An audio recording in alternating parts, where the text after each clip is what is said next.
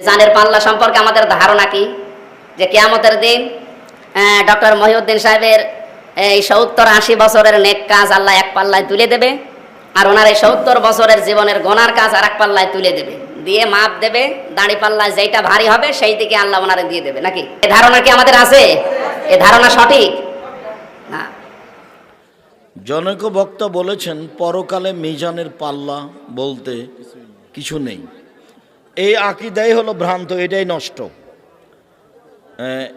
এরা মুসলমানের অন্তর্ভুক্ত নয়। যারা বলেছে মিজানের পাল্লা বলে কিছু নেই, এরা মুসলিম নয়। পরবর্তী প্রশ্ন, মুফতি আমির হামজা বলেছে মিজানের পাল্লা বলতে কিছু নেই, এই বিষয়ে আপনার মতামত কি? মিজানের পাল্লা বলতে কিছু নেই, আপনাদের আমির হামজা সাহেব তিনি এই কথা বলেছেন। আল্লাহ সুবহানাহু ওয়া তাআলা তাকে হেদায়েতে কামেলা দান করুক, আমিন। দীর্ঘদিন তিনি কারাবন্দী ছিলেন, তিনি মুক্তি পেয়েছেন, আলহামদুলিল্লাহ। আল্লাহ সুবহানাহু ওয়া তাআলা তার কারাবন্দী জীবনটা যে ধৈর্য তিনি ধারণ করেছিলেন, আল্লাহ সুবহানাহু ওয়া তাআলা এই ধৈর্যের বিনিময়ে তাকে যেন প্রকৃত আহলুস সুন্নাহ ওয়াল জামাআহ এই মানহাজ বোঝার তৌফিক দেয়। সকলে বলি আল্লাহুম্মা আমিন। হানাফি, শাফি, মালিকি, হাম্বলি, দেওবন্দি, বেরলভী, জামাত ইসলামী, চরমনাই, ইনাদপুরি, জোনপুরি, রাজারবাগী, আটরশি, দেওয়ানবাগী, ফুলতলি, যা বলবেন আহলে হাদিস, আহলে সুন্নাহ ওয়াল জামাআহ, আহলে তাশাইয়্যু সবাই একমত যে মিজানের পাল্লা বলে কিছু একটা আছে। কথা বুঝতে পারছেন? সহিহ বুখারী সর্বশেষ হাদিসে আছে মিজানের কথা। সহিহ বুখারী সর্বশেষ হাদিসেই, একদম শেষ হাদিস দিয়ে ইমাম বুখারী সহিহ বুখারীকে সমাপ্ত করেছেন যে মিজানের পাল্লাকে অস্বীকার করবে, এটা না এটা আসারি মতবাদে আছে, না আশারি মতবাদে আছে, না মাতুরিদি মতবাদে আছে, না সালাফিদের আছে, না আহলে তাশাইয়ুদের আছে। এটা আছে মুনকিরে হাদিস, যারা হাদিস অস্বীকার করে তারা মনে করে যে মিজানের পাল্লা বলে কিছু নেই। কিন্তু আহলুস সুন্নাহ ওয়াল জামাত, হানাফি বলেন, শাফি, মালিকি, হাম্বলি, দেওবন্দি, বেরলভী, জামাত ইসলামী সবাই একমত যে মিজানের পাল্লা আছে। কেউ দ্বিমত করেনি, শুধু আহলে কোরআন না করেছে। কথা কি বুঝতে পারছেন? আপনি যে কোনো আকীদার কিতাব, সেটা হানাফিদের হোক, সেটা আহলে হাদিসদের হোক, আহলে তাশাইয়ুদের হোক, সবাই একমত মিজানের পাল্লা আছে, এটা আহলুস সুন্নাহ ওয়াল জামাতের আকীদা। এটাকে তিনি যদি অস্বীকার করে দেয়, দ্রুত তওবা করা উচিত, দ্রুত তওবা করা উচিত। আল্লাহ সুবহানাহু ওয়া তাআলা তাকে ভুল থেকে ফিরে আসার তৌফিক দান করো, আমিন। সূরা ফুরকান 69-70 নম্বর আয়াত আল্লাহ বলে দিয়েছেন যে পূর্বে যদি কোনো জিনিস যদি তওবা করে, ভুল করেছে, তওবা যদি করে, আল্লাহ তার পেছনে গুনাহগুলোকে সব নেকিতে বদলে দিবেন। সুবহানাল্লাহ, শুকরিয়া। অনেক হানাফি ভাই প্রশ্ন করে বলেন আহলে হাদিসের প্রতিষ্ঠাতার নাম কি? অনেকে হানাফি ভাইরা প্রশ্ন করে বলেন যে আহলে হাদিসের প্রতিষ্ঠাতার নাম কি? তার মানে বোঝা যাচ্ছে যে তারা চাচ্ছে যে আমাদের একটা প্রতিষ্ঠাতা কেউ থাকুক না। হ্যাঁ, নবী রাহমা মুহাম্মদ রাসূলুল্লাহ সাল্লাল্লাহু আলাইহি ওয়াসাল্লাম। আমরা এই দুনিয়াতে কোন উম্মতিকে ধরে আমরা চলতে রাজি নই। যদি চলতে হয় ওই উম্মত যাকে অনুসরণ করেছে আমরা তারই অনুসরণ করব। আহলে হাদিসদের প্রতিষ্ঠাতা দেখবেন যখন ক্লাসের রেজাল্ট বের হয়, এসে একজন বলছে, এই তুই ফেল করেছিস কেন? ছেলে তখন বলছে, আরে আমি কেন ফেল করব, তোমার বন্ধুর ছেলেও ফেল করেছে। মানে দুজন ফেল করেছে বলে কেসটাকে নরম করার চেষ্টা করে। তারা এটা চায় যে তাদের একজন বাপ আছে বলে আমাদের একজন অবৈধ বাপ তৈরি করতে হবে। আমরা ওরকম অবৈধ বাপ তৈরি করতে রাজি না। কথা বুঝতে পারছেন না ভাইজান? কারণ তুমি কেন হানাফি? কারণ তোমার ইমাম আবু হানিফা রাহিমাহুল্লাহ। তুমি কেন শাফিঈ? তোমার ইমাম শাফিঈ। তুমি কেন বেরলভী? তোমার ইমাম হচ্ছে ইমামে আহলে সুন্নাহ আলা হযরত। তার নাম দিয়ে এই মাযহাবগুলোকে তোমরা তৈরি করেছো। তারা চাচ্ছে তাদের মতো আমরা যেন হয়ে যাই, কিন্তু আমরা তার মতো হব না।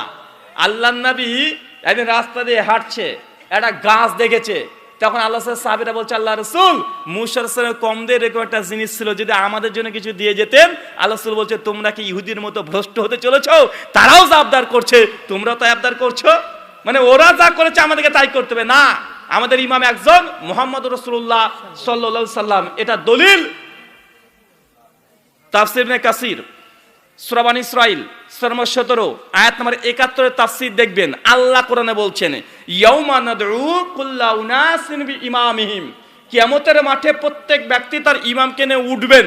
এই আয়াতের ব্যাখ্যা করতে গিয়ে ইমাজউদ্দিন ইবনে কাসির রাহিমাহুল্লাহ বলছেন এই আয়াতেই আহলে হাদিসের সাত তাদের মর্যাদা বর্ণনা করা হয়েছে। কেন?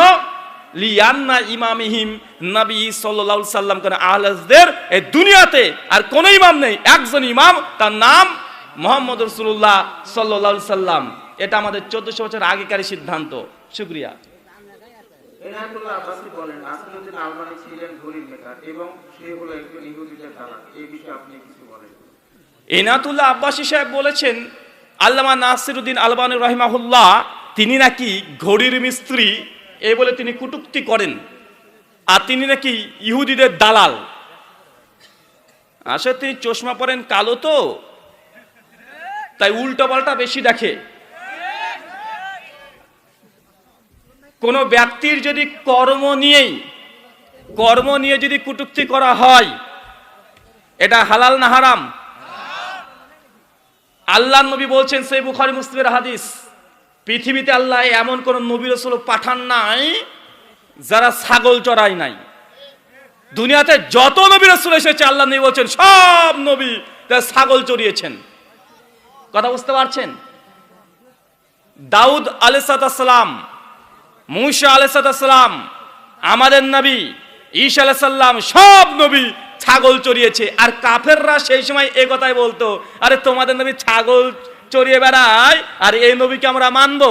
আজকে দেখেন এই লোকগুলো আলবানি আমলের পরে এই অভিযোগী করে যে ঘড়ির মিস্ত্রি ও আবার মুহাদ্দিস হয় কিভাবে? আবু হানিফা বলে কাপড় সেলাই করতো। কি করতো? ইমামে আজম বলে দাবি করা হয় আবু হানিফা রাহিমাহুল্লাহ তিনি কি করতেন? তিনি কাপড় সেলাই করতেন। এই উম্মতের মধ্যে সর্বশ্রেষ্ঠ ব্যক্তি আবু বকর রাদিয়াল্লাহু তাআলা আনহু তিনি কি করতেন? তিনিও ব্যবসা করতেন, তিনিও কাপড়ের ব্যবসা করতেন।